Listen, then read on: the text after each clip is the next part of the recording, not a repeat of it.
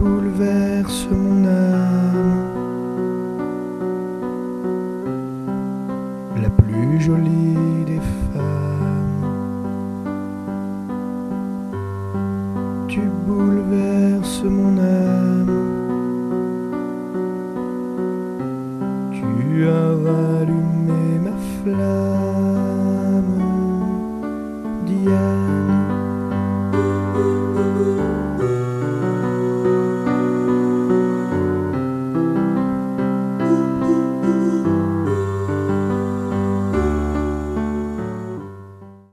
L'un sperme, l'autre larme, par Anthony Sterry, alias Tony Fomblard. Il y a eu des filles qui n'ont pas voulu dormir avec moi. Il y en a eu quelques-unes. Dans ma chambre de la maison parentale, plusieurs gamines y sont venues fumer des joints. Ma nostalgie constante m'incite à dire que ça remonte à longtemps, un temps heureux. Il y a eu une grande blonde de 18 ans rencontrée quelques jours auparavant à mon boulot de l'époque, employé de mairie. Je lui ai proposé du poisson à manger, puis on a fumé des joints en écoutant plein de musique sur ma chaîne hi-fi avant de se coucher sur le lit, puis de l'inonder de vidéos et de musique qui rendent l'effet de la drogue plus intéressant. Elle avait posé sa tête sur mon épaule.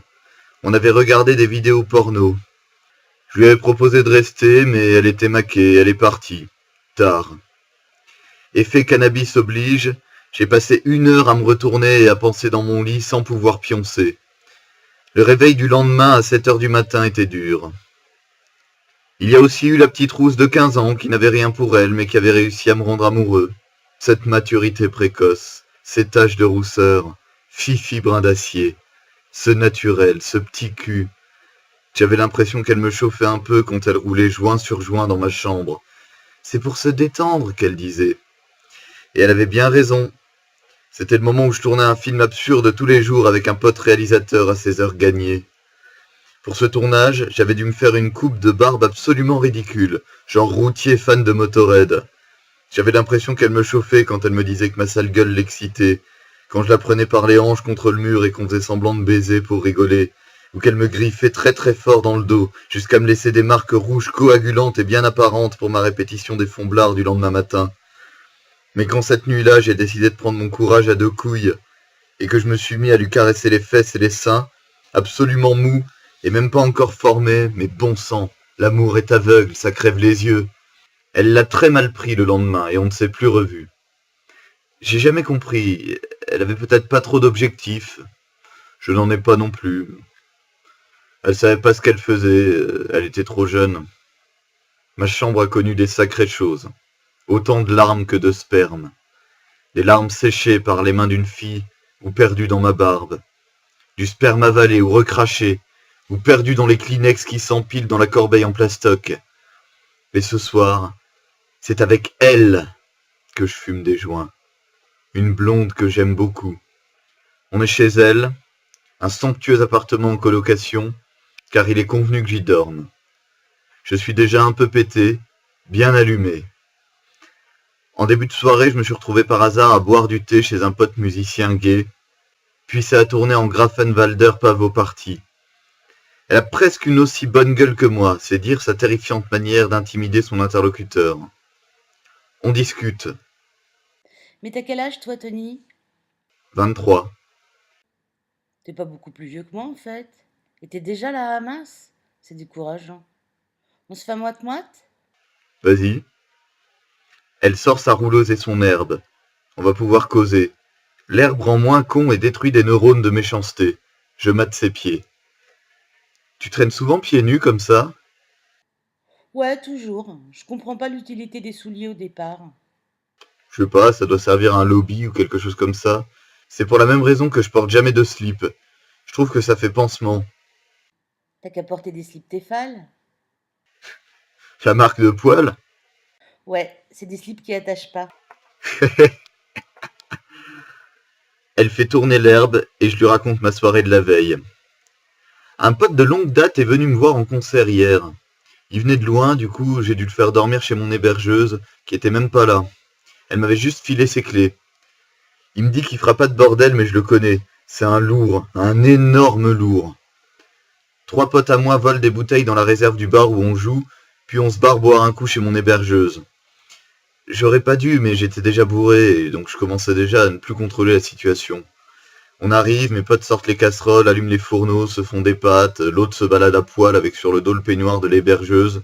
Puis au moment du repos mérité, ces connards s'installent dans le lit principal. J'ai envie d'y dormir avec une fille, alors je les vire. Ils commencent à s'échauffer un peu. Ils n'ont pas l'habitude qu'on les brusque. Puis, mon premier pote prend la couverture pour dormir par terre. Mais bordel, on a froid, moi et ma gonzesse. Je lui prends la couverture, puis il m'insulte de connard, de provincial, de fils de pute. Ma copine me retient avec beaucoup de force pour que j'aille pas lui casser la gueule. Puis il claque la porte, toujours en m'insultant, à 4 heures du matin. Et puis il m'avait saoulé toute la soirée, une mauvaise foi extrême, à me casser constamment avec des phrases clés super énervantes. Je lui ai dit que je comprenais pourquoi personne pouvait le saquer ici et ailleurs.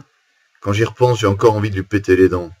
Quant à l'autre, il squattait aussi en bouffant ses pâtes, en sachant que j'assumerais plus tard ce qu'il était en train de bouffer, et moi, silencieux, bourré et bonne poire, alors que ce mec m'avait fait un sale coup en complotant avec ses potes pour me virer d'une soirée il y a 2 semaines de ça. J'ai horreur des faux, des mecs qui n'ont pas de tripes, qui font leur coup en douce. Quant au troisième, il a décidé de s'étaler sur le canapé pour la nuit, alors qu'il avait un appartement à 50 mètres. Ce même mec qui me refusera l'hébergement pour une nuit la semaine prochaine. J'exagère en disant que mes potes sont des enculés? Calme-toi et tire une latte.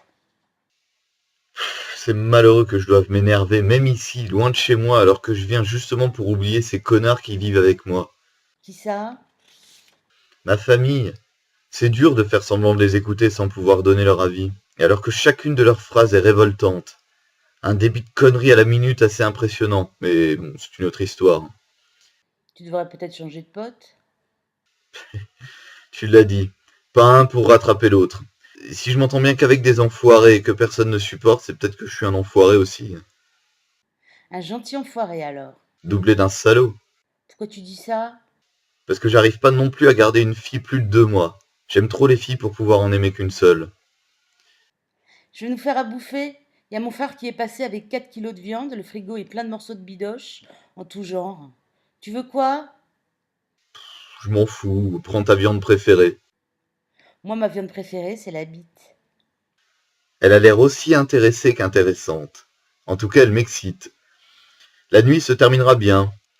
On bouffe sa viande morte, salée et poivrée, accompagnée de 2-3 légumes bio. Le bio signifiant la même merde mais avec la conscience tranquille et un goût de médicament. Puis, après lui avoir servi un verre de vin blanc et lui avoir délicatement baisé la main, je m'approche d'elle sur le canapé et l'embrasse doucement dans le cou. L'atmosphère n'est pas sexuelle mais romantique, et ça fait du bien. Je préfère ça. C'est quand j'allais prendre sa bouche qu'on a entendu toquer à la porte. Un petit mec arrive en short gilet, style un peu junkie, avec la gale en plus. Elle me présente son mec. Je finis mon verre en écoutant la musique de fond qui résonne involontairement dans ma cervelle, du psyché avec des guitares, c'est dire si c'est involontaire, et je propose de me casser. Son mec insiste pour que je reste dormir dans le salon. Il est autant sympa qu'il est cocu. On me dresse un matelas avec un coussin et des couvertures, et dans ma rêverie nocturne habituelle, je tape une dernière nouvelle. Ce qui m'incite à ne pas réussir à m'envoler au pays des rêves, c'est que je sais que le lendemain, je me réveillerai au pays des cauchemars. Alors j'espère ne pas me réveiller. Je les entends baiser à côté en fermant les yeux. Ils ont sûrement dû m'entendre pleurer au milieu de leur orgasme. L'un sperme, l'autre larme. Souviens-toi au bar, ce soir-là, je t'ai offert une rose, ce soir-là. Est-ce le hasard ou le destin? Tu l'as attaché dans tes cheveux. Est-ce que tu peux m'embrasser? Oui, je veux. Est-ce le hasard ou le destin? Tu m'as lu Donald à la chenille bleue. Tu avais 15 ans et moi 22. Est-ce le